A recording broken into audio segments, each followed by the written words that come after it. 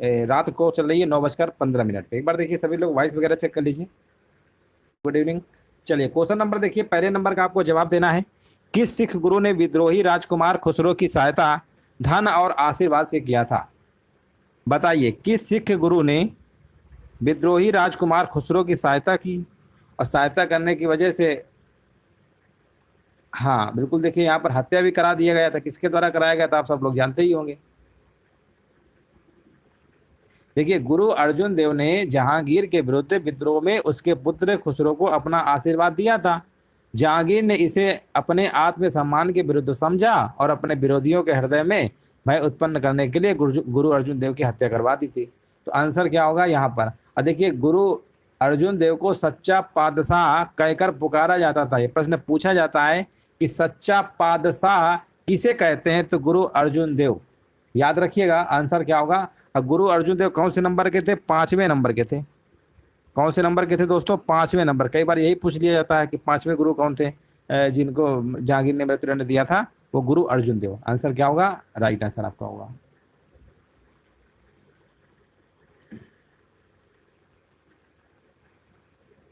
चलिए अगला प्रश्न बताइए। हाँ देखिए, गुरु तेग बहादुर आपके सिखों के 9वें गुरु थे, है ना? 9वें गुरु थे, बिल्कुल बात सही है। हाँ, औरंगजेब ने मृत्युदंड दिया था ना, औरंगजेब। यहाँ पे गुरु तेग बहादुर औरंगजेब का है। अगला प्रश्न बताइए, उत्तर भारत में चांदी का सिक्का टंका जारी करने वाला मध्यकालीन शासक कौन था? हाँ, यहाँ पर बताया जा रहा है इल्तुतमिश, जो कि बिल्कुल सही जवाब है। कुतुब मीनार का भी इन्होंने पूरा करवाया था, है ना? इल्तुतमिश दिल्ली सल्तनत का वास्तविक संस्थापक माना जाता है, याद रखिएगा। और ये 1211 से लेकर 1236 ईस्वी तक सुल्तान बना रहा। आंसर यहाँ पर क्या होगा? विकल्प नंबर आपका राइट आंसर। और यहाँ पर गुलामों का गुलाम, है ना? गुलामों का गुलाम भी इल्तुतमिश को कहते हैं, याद रखिएगा। कर्णदत्त को किसने सौराष्ट्र का प्रांतपति बनाया था? क्वेश्चन नंबर देखिए 3 नंबर आपको बताना, राइट आंसर क्या होगा। चलिए क्वेश्चन नंबर देखिए 3 नंबर का कमेंट करिए। बोला गया है कर्णदत्त को किसने सौराष्ट्र का प्रांतपति बनाया था? तो यहाँ पर आंसर आपका हो जाएगा स्कंदगुप्त। विकल्प नंबर आपका डी नंबर सही है। आजीवक संप्रदाय के संस्थापक कौन थे?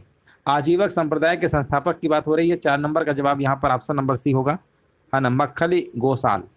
मक्खली गोसाल यहाँ पर बिल्कुल सही है। पहले महावीर के शिष्य थे, किंतु बाद में मतभेद हो जाने पर उन्होंने महावीर का साथ छोड़कर आजीवक नामक स्वतंत्र संप्रदाय स्थापित किया, याद रखिएगा।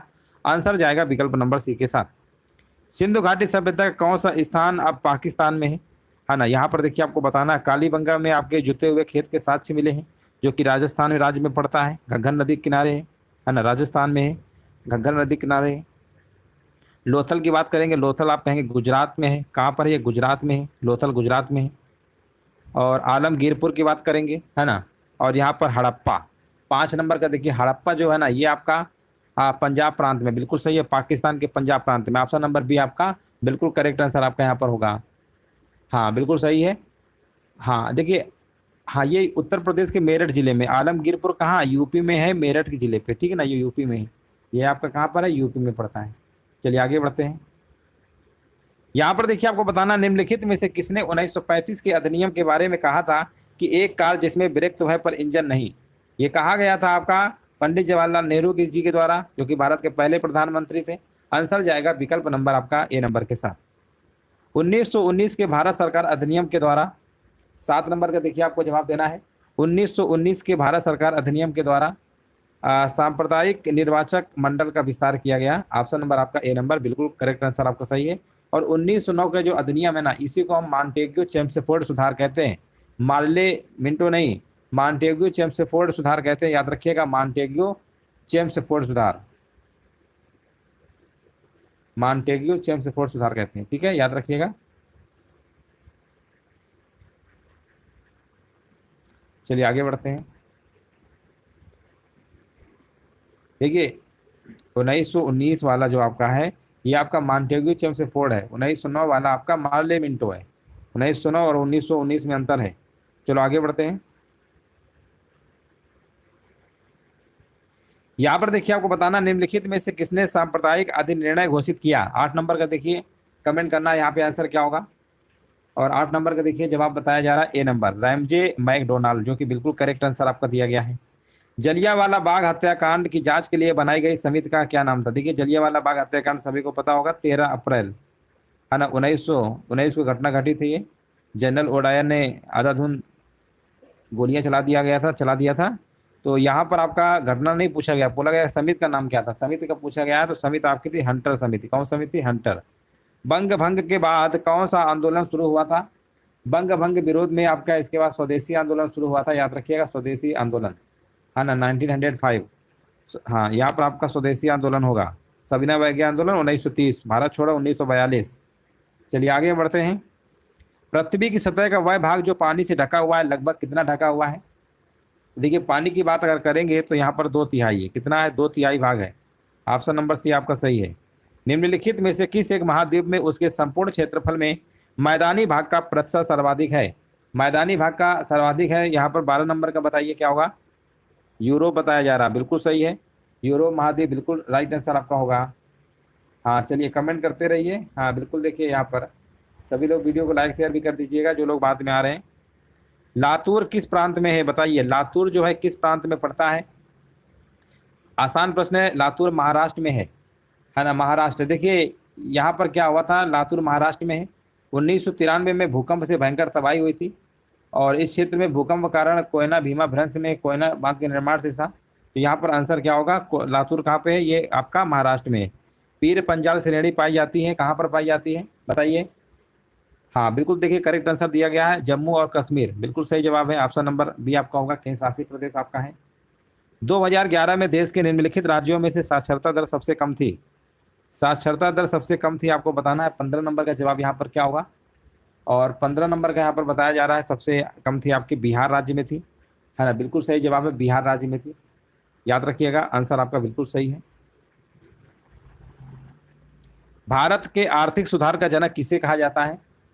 भारत के आर्थिक सुधार का जो जनक है ये कहा जाता है, हाँ, मनमोहन सिंह। हाँ बिल्कुल सही है, भूतपूर्व प्रधानमंत्री, बिल्कुल सही जवाब है ना, बिल्कुल सही जवाब है। ऑप्शन नंबर बिल्कुल सही है। देखिए 1991 में उदारीकरण की शुरुआत होती है, और डॉक्टर मनमोहन सिंह, और जो उस समय आपके क्या कहते हैं पीवी नरसिम्हा राव आपकी मतलब सरकार थी उनकी, तब वो वित्त मंत्री पद पे आपके थे मनमोहन सिंह, ठीक है ना। तो इन्हीं को हम भारत के आर्थिक सुधार के जनक के रूप में जानते हैं। भारत में छिपी हुई बेरोजगारी यानी प्रच्छन्न बेरोजगारी मुख्य रूप से संबंधित है। 17 नंबर का आंसर क्या होगा? तो यहाँ पर आंसर अगर आपका है, देखिए यहाँ पर कृषि क्षेत्र, तो बिल्कुल सही बात है, और ग्रामीण क्षेत्र से, ठीक है ना। कृषि क्षेत्र और ग्रामीण क्षेत्र यानी 1 और 2 सही होगा, जो कि विकल्प आपका यहाँ पर डी नंबर बिल्कुल करेक्ट आंसर आपका यहाँ पर होगा। निम्नलिखित में से किस उत्पाद को हरित स्वर्ण ग्रीन गोल्ड कहा जाता है? 18 नंबर का देखिए आपको जवाब देना है। हरित स्वर्ण यानी सोना, स्वर्ण मतलब सोना होता है, और ये कहा जाता है बांस उत्पाद को। किसको कहा जाता है? बांस। आंसर जाएगा ए नंबर के साथ। बैंकों के नगद कोष अनुपात में कमी का प्रभाव होता है। 19 नंबर में देखिए आपको जवाब देना है। बैंकों के नगद कोष अनुपात में कमी का जो प्रभाव होता है, यहाँ पर आंसर बताया जा रहा है बैंकों के आय में वृद्धि, बैंकों के द्वारा प्रतिभूतियों की मांग में वृद्धि, बैंकों को साख प्रसार के लिए अधिक धन की उपलब्धि, यानी उपरोक्त सभी वाला आंसर आपका सही है। हिंदू समृद्धि दर का संबंध जो है किस समृद्धि दर से है? 20 नंबर का देखिए आपको कमेंट करना है। हाँ, हिंदू समृद्धि दर का जो संबंध है ये आपका बिल्कुल सही है। यहाँ पर जीडीपी बताया जा रहा है, सकल राष्ट्रीय उत्पाद, बिल्कुल सही आंसर है। जिनका भी जवाब ए नंबर आ रहा है बिल्कुल सही जवाब दे रहे हैं। नेक्स्ट प्रश्न बताइए, पंचायत के सरपंच का चुनाव कैसे होता है? बहुत बार बताया है। देखिए, पंचायत के सरपंच का जो चुनाव होता है वो पंचायत के पंचों के द्वारा होता है ना, पंचायत के पंचों के द्वारा होता है। और इनकी संख्या अगर हम बात करते हैं, हालांकि विभिन्न राज्यों में भिन्न भिन्न है ना, लेकिन इनकी संख्या अगर हम बात करते हैं तो इनकी संख्या 5 से लेकर 15 तक होती है, ठीक है ना। चलिए आंसर देख लीजिए, कहाँ है? राज्य सरकार के द्वारा। ऑप्शन नंबर 21 नंबर का बी होगा, पंचायत के पंचों के द्वारा। ऑप्शन नंबर बी आपका बिल्कुल करेक्ट आंसर आपका यहाँ पर होगा। पंचायत के सरपंच यानी पंचायत के पंचों के द्वारा होता है। राष्ट्रपति को निम्नलिखित आधार पर महाभियोग की प्रक्रिया के द्वारा उसके पद से हटाया जा सकता है ना, ये हटाया जा सकता है। यहाँ पर आंसर क्या होगा? 22 नंबर का, संविधान के अतिक्रमण यानी उल्लंघन पर, है ना, यहाँ पर महाभियोग के द्वारा हटाया जा सकता है। नेक्स्ट प्रश्न बताइए, 23 नंबर देखिए आपको जवाब देना है। भारत में प्रजातंत्र इस तथ्य पर आधारित है कि संविधान लिखित है, यहाँ मौलिक अधिकार प्रदान किए गए हैं, जनता को सरकार को चुनने तथा बदलने का अधिकार प्राप्त है, और यहाँ राज्य के नीति निर्देशक तत्व हैं। बताइए यहाँ पर जवाब क्या होगा?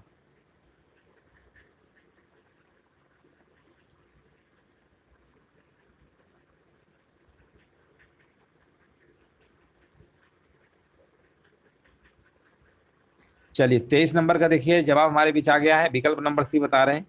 जनता को सरकार को चुनने तथा बदलने का क्या अधिकार प्राप्त है? प्रजातंत्र। नेक्स्ट प्रश्न बताइए। पूछा गया निम्नलिखित मौलिक अधिकारों में से कौन सा केवल भारतीय नागरिकों को ही उपलब्ध है? कौन सा केवल भारतीय नागरिकों को ही उपलब्ध है? 24 का आंसर क्या होगा? और 24 का बताया जा रहा है ऑप्शन नंबर बी, अवसर की समानता। बिल्कुल सही जवाब है।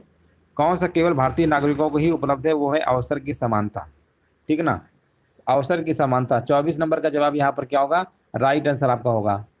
देखिए, केवल नागरिकों को प्राप्त मूल अधिकार आपका अनुच्छेद नंबर 15 केवल धर्म, मूल, वंश, जाति, लिंग, जन्म स्थान के आधार पर विभेद का निषेध है इसमें, है ना। यहाँ पर आंसर क्या होगा? और अनुच्छेद नंबर 16 लोक नियोजन के विषय में अवसर की समानता। ठीक है ना, ये सब है। चलिए आगे बढ़ते हैं। 24 नंबर का बी नंबर बिल्कुल सही है।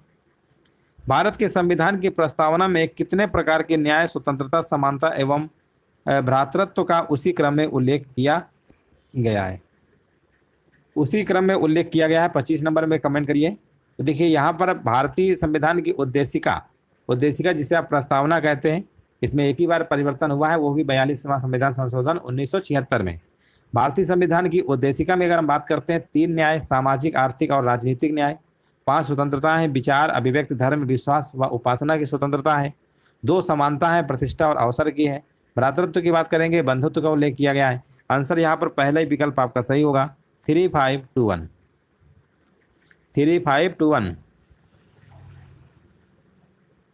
चलिए आगे हम बढ़ते हैं। ऊर्जा के विकल्प के रूप में किस स्वरूप को स्वीकारा जाता है? ऊर्जा के विकल्प के रूप में हाइड्रोजन को स्वीकारा जाता है। आंसर क्या होगा? हाइड्रोजन। विकल्प नंबर यहाँ पे आपका आंसर जाएगा सी के साथ। निम्नलिखित में से किसी एक का निर्माण हमारे शरीर में नहीं होता है? हमारे शरीर में देखिए किसका किसका निर्माण नहीं होता है? देखिए प्रोटीन का होता है, हार्मोन का भी होता है, एंजाइम का भी होता है, बट जो ये विटामिन है ना, विटामिन ए और सी का निर्माण हमारे शरीर में नहीं होता है। ये एक प्रकार के कार्बनिक यौगिक होते हैं, याद रखिएगा। तो आंसर क्या होगा? बिल्कुल सही जवाब है, ऑप्शन नंबर ए होगा। विटामिन ए और विटामिन सी का निर्माण हमारे शरीर पे नहीं होता, याद रखिएगा। निम्नलिखित में से कौन सा पहला सफल क्लोन जंतु था? सफल क्लोन जंतु की बात हो रही है जिसका नाम डाली रखा गया था, है ना, डाली। आंसर क्या होगा? भेड़। विकल्प नंबर जाएगा ए नंबर के साथ। दूध का औसत पीएच मान कितना होता है? दूध का औसत पीएच मान आपका होता है 6.4 से लेकर 6.8 तक होता है। 6.4 से लेकर 6.8। देख लीजिए ऑप्शन कौन सा लगा के आएंगे। हाँ बिल्कुल सही है, 6.6 वाला लगा के आएंगे। चुंबकीय सुई किस तरफ संकेत करती है? यहाँ पर देखिए आपको कमेंट करना है, चुंबकीय सुई जो है किस तरफ संकेत करती है। देखिए चुंबकीय सुई एक छोटा सा चुंबक होता है ना, याद रखिएगा। इसका जो सिरा उत्तर की ओर क्या करता है? संकेत करता है। उसे उत्तर ध्रुव और जो दक्षिण ध्रुव की ओर संकेत करता है उसे हम दक्षिण ध्रुव कहते हैं। ठीक है ना, तो दक्षिण ध्रुव का संकेत करेगा दक्षिण ध्रुव कहते हैं, तो उत्तर की ओर करेगा उत्तर ध्रुव कहते हैं। चलिए आगे बढ़ते हैं। यहाँ पे 30 नंबर का ऑप्शन क्या होगा? उत्तर होगा। किस तरफ संकेत करती है? उत्तर की ओर। चलिए 36 नंबर देखिए, आपको बताना जयद्रथ वध किसकी रचना है? जयद्रथ वध किसकी रचना है? 36 नंबर का बताना है। तो यहाँ पर बताया जा रहा है मैथिली शरण गुप्त, जो कि बिल्कुल करेक्ट आंसर आ गया है। नेक्स्ट प्रश्न बताइए, कहाँ राजा भोज कहाँ गंगो तेली, इस लोकोक्ति का क्या मतलब होता है? कहाँ राजा भोज कहाँ गंगो तेली, इस लोकोक्ति का मतलब होता है, याद रखिएगा, विशिष्ट और सामान्य व्यक्ति की तुलना, है ना। कोई विशिष्ट एक सामान्य व्यक्ति की तुलना करेंगे तो कहावत जो लोकोक्ति है ये बिल्कुल आपकी सही बैठ जाएगी। निम्नलिखित प्रश्नों में से 4 विकल्प दिए गए हैं, उस विकल्प का चयन करिए जो दिए गए शब्द का आपका सही स्त्रीलिंग वाला है। हंस का स्त्रीलिंग क्या होगा? तो हंस का आपका हो जाएगा हंसनी हो जाएगा। पहला ही विकल्प आपका करेक्ट आंसर आपका होगा। इनमें से आपको बताना है अशुद्ध वाक्य कौन सा है। 39 नंबर बताइए। लिखा हुआ है कृष्णा जी के अनेकों नाम है ना। ये तो बोला क्या गया? अशुद्ध वाक्य 39 नंबर में कृष्ण जी के अनेकों नाम हैं, कृष्ण जी के अनेक नाम हैं, ये होना चाहिए ना, ये तो गलत है आपका। अशुद्ध वाक्य बोला गया है तो पहले ही है, कृष्ण जी के अनेक नाम हैं ये होना चाहिए था, अनेकों थोड़ा होगा, अनेकों तो गलत दिया गया है। आंसर अशुद्ध वाला ही पूछा गया है, पहले ही लगा दीजिए, बाकी सब आपके सही लिखे। वृष भानुजा किस शब्द का समानार्थी है? 40 नंबर में देखिए कमेंट करना है। वृष भानुजा शब्द जो है राधा का समानार्थी शब्द होता है। राधा का हरिप्रिया, राधिका, ब्रजरानी और वृष भानुजा, ठीक है ना, इसी में आता है। तो यहाँ पर आंसर क्या लगाएंगे? राधा। चलिए यहाँ से 51 नंबर देखिए, करंट के प्रश्न स्टार्ट है। पूछा गया है किस देश की महिला हॉकी टीम ने महिला जूनियर एशिया कप 2023 का फाइनल दक्षिण कोरिया को हराकर अपना पहला खिताब जीता है। चलिए 51 नंबर का देखिए, आपको यहाँ पर कमेंट करना है, यहाँ पे राइट आंसर क्या होगा। चलिए 51 नंबर का देखिए, यहाँ पर कमेंट करिए और यहाँ पर जवाब आ चुका है, बिल्कुल सही है, भारत। आंसर जाएगा ए नंबर के साथ। ऑस्ट्रेलियाई क्रिकेट टीम ने आईसीसी वर्ल्ड टेस्ट चैंपियनशिप 2023 के फाइनल में भारत को हराकर यह खिताब पहली बार जीता है। दोनों टीमों के बीच फाइनल मैच किस मैदान पर खेला गया? ये किस मैदान पर खेला गया आपको बताना है। ये खेला गया द ओवल में। आंसर क्या होगा? 52 का बी नंबर आपका सही है।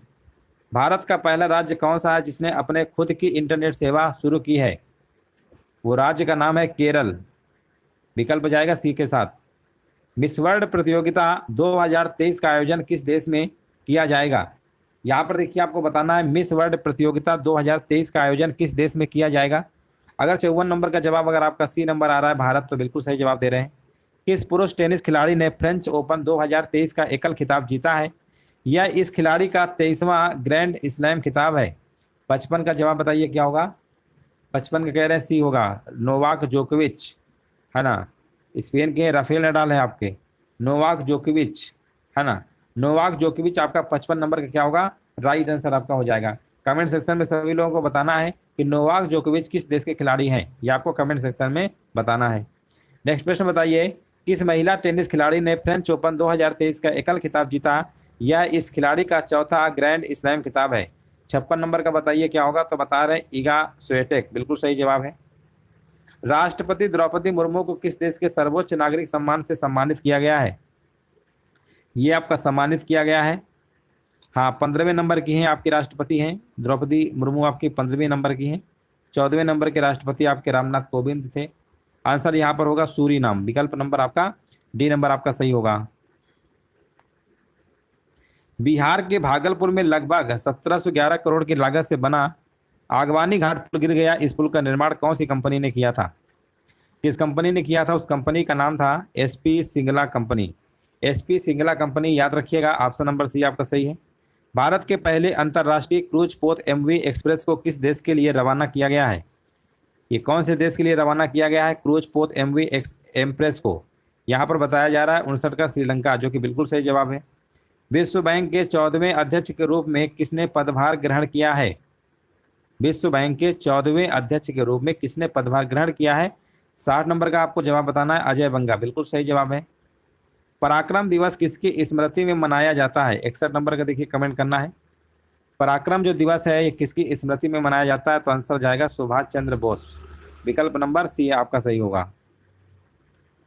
नेक्स्ट प्रश्न बताइए, संयुक्त राष्ट्र संघ की महासभा के अनुसार किस तिथि को अंतर्राष्ट्रीय शांति दिवस मनाया जाता है? 62 नंबर का बताइए। तो 62 का जवाब अगर आपका सी नंबर आ रहा है ना, 21 सितंबर, तो बिल्कुल सही आंसर दे रहे हैं। निम्नलिखित में से कौन सा पुरस्कार खेल क्षेत्र में प्रशिक्षण के लिए दिया जाता है? किसके लिए दिया जाता है? प्रशिक्षण के लिए दिया जाता है। तो ये आपका द्रोणाचार्य पुरस्कार। कौन सा पुरस्कार है? द्रोणाचार्य पुरस्कार होता है। स्पेल ऑफ द टाइगर पुस्तक किसके द्वारा लिखी गई है? स्पेल ऑफ द टाइगर, ये जो पुस्तक लिखी गई है आपके एस माउंट गोमरी के द्वारा लिखी गई है। आंसर क्या होगा? 64 नंबर का सी नंबर आपका सही है। फ्री थ्रो का संबंध जो है किस खेल से है? फ्री थ्रो का संबंध यहाँ पर बताया जा रहा है बास्केटबॉल। बास्केटबॉल में कितने खिलाड़ी होते हैं? 5 खिलाड़ी होते हैं। निम्नलिखित में से लीबिया, घाना और केन्या की राजधानियों का सही अनुक्रम आपको बताना है। लीबिया की राजधानी यहाँ पर क्या है बताइए? हाँ देखिए यहाँ पर बताया जा रहा है लीबिया की जो राजधानी है त्रिपोली है, घाना की आकरा है और केन्या की नैरोबी, सभी लोग जानते ही होंगे। आंसर जाएगा विकल्प नंबर यहाँ पे राइट आंसर सी के साथ। निम्नलिखित में से किसका मिलान सही नहीं है? देखिए मिलान बोला गया है ना। इंडोनेशिया की राजधानी वैसे भी चेंज हो गई है ना। जकार्ता लिखा हुआ है, कौन सही नहीं है? अब जकार्ता के अकॉर्डिंग बताना पड़ेगा। तो उत्तर कोरिया की राजधानी है ना। यहाँ पर 67 नंबर क्या होगा? ये तो जिम्बाब्वे, हरारे, माले, ये भी मान लेते हैं सही है अगर ऑप्शन के अकॉर्डिंग। तो ऑप्शन नंबर यहाँ पे जो सियोल लिखा हुआ है इसको लगा के आना पड़ेगा। 67 नंबर का सी। मोडेरा में एक प्रसिद्ध क्या है बताइए? मोडेरा में एक प्रसिद्ध क्या? सूर्य मंदिर है। याद रखिएगा क्या है? सूर्य मंदिर है। जीएसटी किस प्रकार का कर है? 1 जुलाई 2017 को स्टार्ट होती है। 1 जुलाई को जीएसटी दिवस मनाया जाता है और ये एक प्रकार का अप्रत्यक्ष कर होता है। 69 नंबर का आपका बी नंबर सही होगा। किस देश ने सबसे अधिक बार फीफा यानी फुटबॉल विश्व कप में जीत हासिल किया है? उस देश का आपको नाम बताना है जिसने सबसे अधिक बार किया है। तो यहाँ पे आंसर क्या होगा? ब्राजील बता रहे हैं। बिल्कुल सही जवाब है ब्राजील। जिनका भी जवाब आ रहा है बिल्कुल सही आंसर दे रहे हैं। अब यहाँ पर देखेंगे, यहाँ से कुछ हमने थ्योरी के कुछ पॉइंट लिए हैं जो कि आपका पीटी सिलेबस में भारत का भूगोल दिया गया है, तो वन लाइनर है, इनको एक बार तेजी से कवर कर लेते हैं। चलिए यहाँ पर देखिए, भारत का भौतिक भूगोल के बारे में देख लीजिए। महाद्वीपीय विस्थापन सिद्धांत के अनुसार भारतीय स्थल पिंड गोंडवाना लैंड का भाग है। ये कई बार पूछ लिया जाता है कौन सा भाग है, तो गोंडवाना लैंड का। गोंडवाना लैंड में दक्षिण अमेरिका, अफ्रीका, अंटार्कटिका, ऑस्ट्रेलिया और भारत एक ही स्थल पिंड के रूप में जुड़े थे। ये भी आपको याद रखना है। भारत को मुख्यतः 4 प्राकृतिक प्रदेशों में विभाजित किया जाता है। कौन कौन से 4 प्राकृतिक प्रदेशों में? उत्तर का पर्वतीय क्षेत्र, विशाल मैदान, प्रायद्वीपीय पठार और तट एवं द्वीप। हिमालय अपनी वर्षा का अधिकांश भाग दक्षिण पश्चिम मानसून से ही प्राप्त करता है। ये भी आपको याद रखना है। अब देखिए, नदियां और नदियों की घाटियों से संबंधित कुछ प्रश्न हमने यहाँ पर वन लाइनर लिए हैं। देखिए, हिमालय की जो नदियां हैं पूर्ववर्ती अपवाह का उदाहरण है। गंगा भारत की सबसे लंबी नदी 25 किलोमीटर, याद रखिएगा।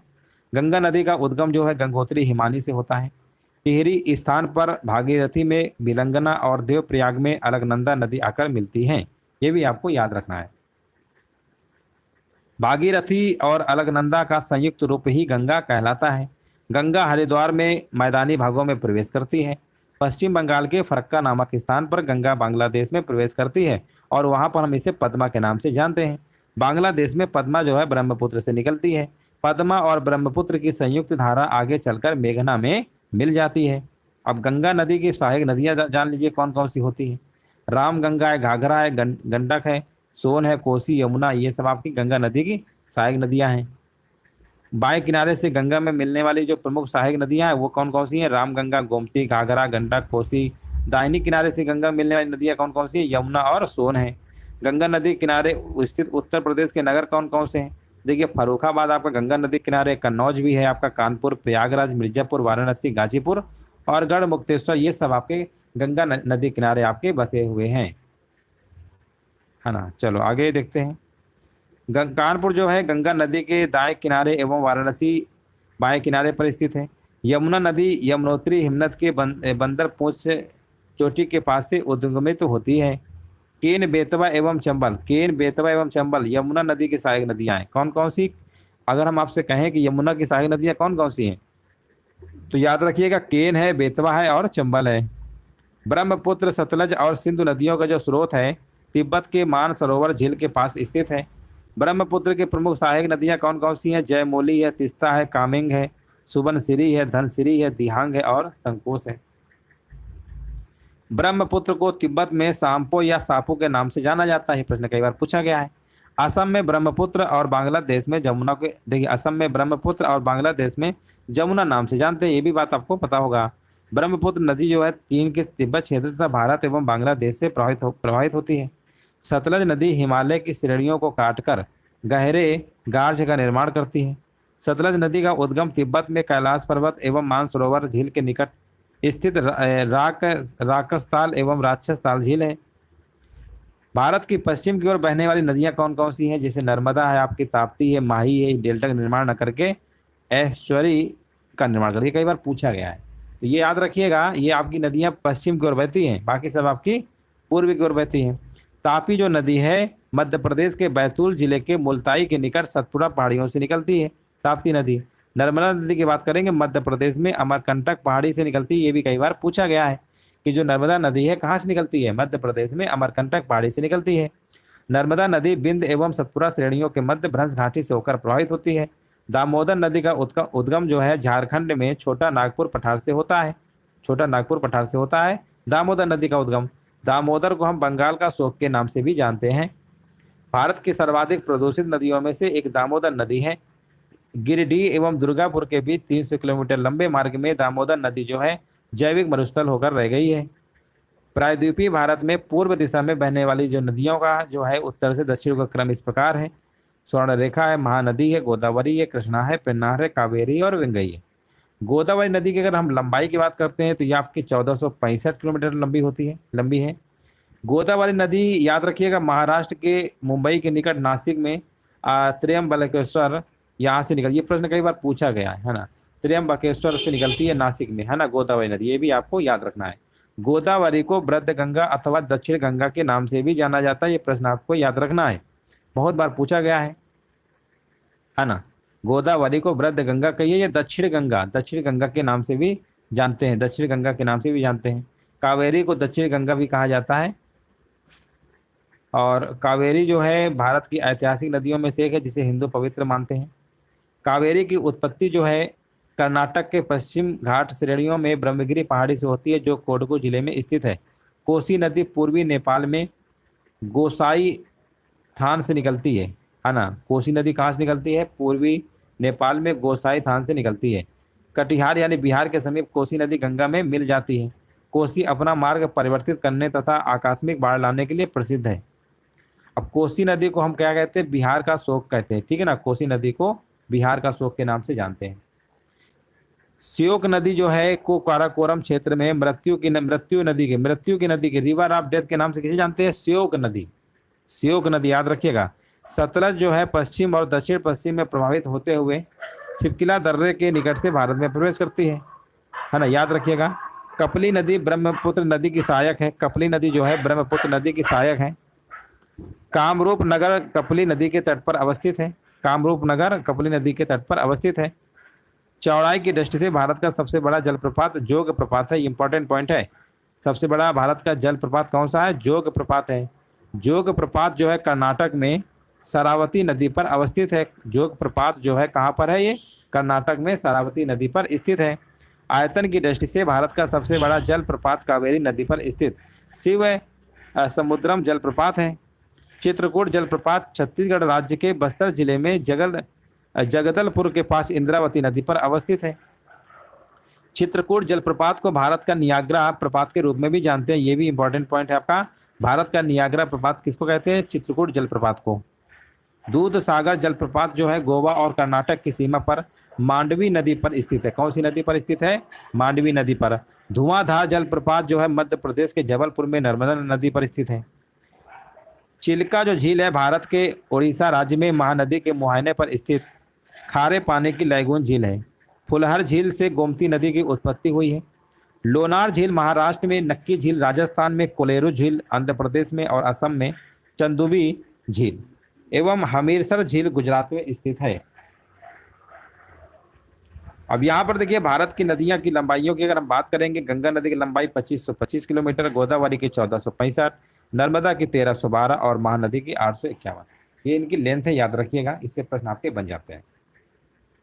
गंगा नदी की एकमात्र सहायक नदी की बात करेंगे गोमती है, जिसका उद्गम मैदानी भाग में है। सोन नदी का वास्तविक स्रोत जो है अमरकंटक मैकाल पर्वत से है। गोदावरी प्रायद्वीपीय भारत की नदियों में सबसे लंबी नदी होती है गोदावरी। दक्षिण भारत की नदियों में सर्वाधिक बड़ा जलग्रहण क्षेत्र गोदावरी का ही है। हुंडरू प्रपात जो है स्वर्ण रेखा नदी पर झारखंड में स्थित है। गंगा नदी किनारे सबसे बड़ा शहर कौन सा है? कानपुर है, जहाँ से आपकी क्लास ली जा रही है। लूनी जो है भूमि बंधित नदी है। लूनी कैसी है? भूमि बंधित नदी है। घग्गर देखिए कालीबंगा जो आपका राजस्थान में है ना, जुते हुए खेत साथ से मिलते हैं, तो घग्गर नदी किनारे ही बसा हुआ है कालीबंगा। घग्गर जो है अंतःस्थलीय अपवान नदी का उदाहरण है। इसका प्राचीन नाम सरस्वती है। क्या है इसका प्राचीन नाम? क्या है? घग्गर नदी का सरस्वती है। यहाँ पर देख सकते हैं कुछ नाम हैं जो तट पर बसे शहर हैं। गोरखपुर की बात करेंगे, राप्ती नदी किनारे बसा हुआ। जबलपुर नर्मदा नदी। सूरत की बात करेंगे, ताप्ती। अहमदाबाद साबरमती। हैदराबाद की बात करेंगे, मूसी नदी किनारे नासिक गोदावरी। कोटा आपका चंबल। लुधियाना की बात करेंगे, सतलज। लखनऊ गोमती। उज्जैन छिप्रा। आगरा यमुना और कटक महानदी। नदी जोड़ने का पहली बार विचार जो है सिंचाई इंजीनियर विश्वेश्वरैया ने दिया था। फरक्का बैराज का निर्माण 1975 में राष्ट्र को समर्पित हुगली नदी में सिल्ट के जमाव को रोकने के उद्देश्य से किया गया था। इंदिरा गांधी नहर का जो उद्गम है हरिके बैराज के निकट से ब्यास एवं सतलज नदी के संगम से होता है। ब्यास नदी जो है पोंग बांध पर बनाया गया, ये भी इंपॉर्टेंट आपका पॉइंट है। विश्व की सबसे पुरानी एवं विकसित नहर व्यवस्थाओं में से एक गंगा नहर है ना, गंगा नहर है। और यहाँ पर बात करते हैं निचली गंगा नहर है ना, गंगा नहर है। निचली गंगा नहर का उद्गम स्थल नरौरा यानी बुलंदशहर में है। उत्तर प्रदेश की सर्वाधिक लंबी नहर जो है आपकी शारदा नहर है।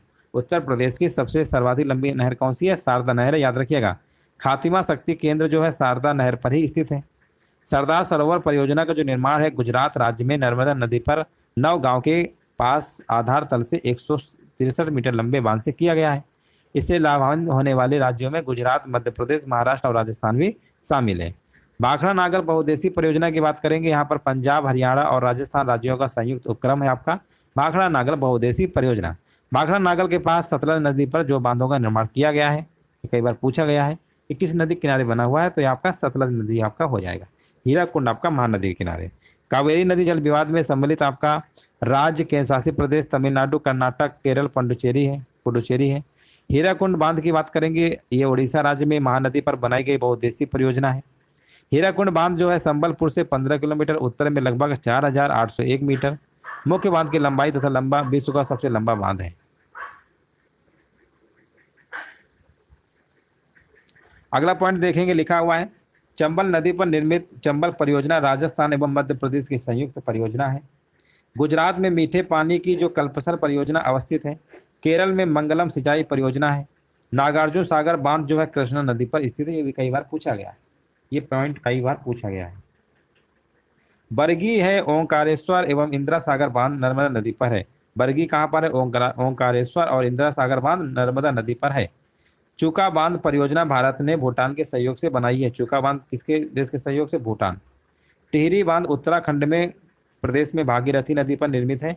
ये भी कई बार आपका पूछा गया है, कौन से प्रदेश में है, कौन से राज्य में है? उत्तराखंड में, और भागीरथी नदी पर निर्मित है। इंदिरा गांधी नहर ब्यास, रावी और सतलज से प्राप्त करती है। अब यहाँ पर देखिए परमाणु केंद्र दिए गए, कुछ राज्य दिए गए हैं। कैगा जो है कर्नाटक, कलपक्कम तमिलनाडु, रावत भाटा राजस्थान, रा से राजस्थान, कैगा का से कर्नाटक, नरौरा उत्तर प्रदेश जानते ही हैं, और तारापुर आपका महाराष्ट्र। अगला देखिए पॉइंट है बबली जो प्रोजेक्ट है कहाँ पर है? ये महाराष्ट्र राज्य में है। महात्मा गांधी सेतु बिहार में है। ओंकारेश्वर परियोजना नर्मदा नदी संबंधित है। बगलिहार पावर प्रोजेक्ट चिनाब नदी पर अवस्थित है। रानी लक्ष्मीबाई बेतवा नदी पर अवस्थित है। उत्तर प्रदेश का परीक्षा बांध बेतवा नदी पर स्थित है। तो इस तरीके से जो आपके भारत की नदियों से संबंधित जो आपके पॉइंट थे उनको भी हमने इस वीडियो में कवर कर दिया है। तो उम्मीद है ये सेशन अच्छा लगा होगा, काफ़ी सारी चीज़ सीखने को मिली। वन लाइनर भी लास्ट में रखा गया और टेस्ट सीरीज भी आपकी यहाँ पर कराई गई। उम्मीद है सेशन समझ में आ गया होगा सभी को। चलिए धन्यवाद, जय हिंद, वंदे मातरम। अब वीडियो को सभी लोग लाइक शेयर भी कर दीजिए।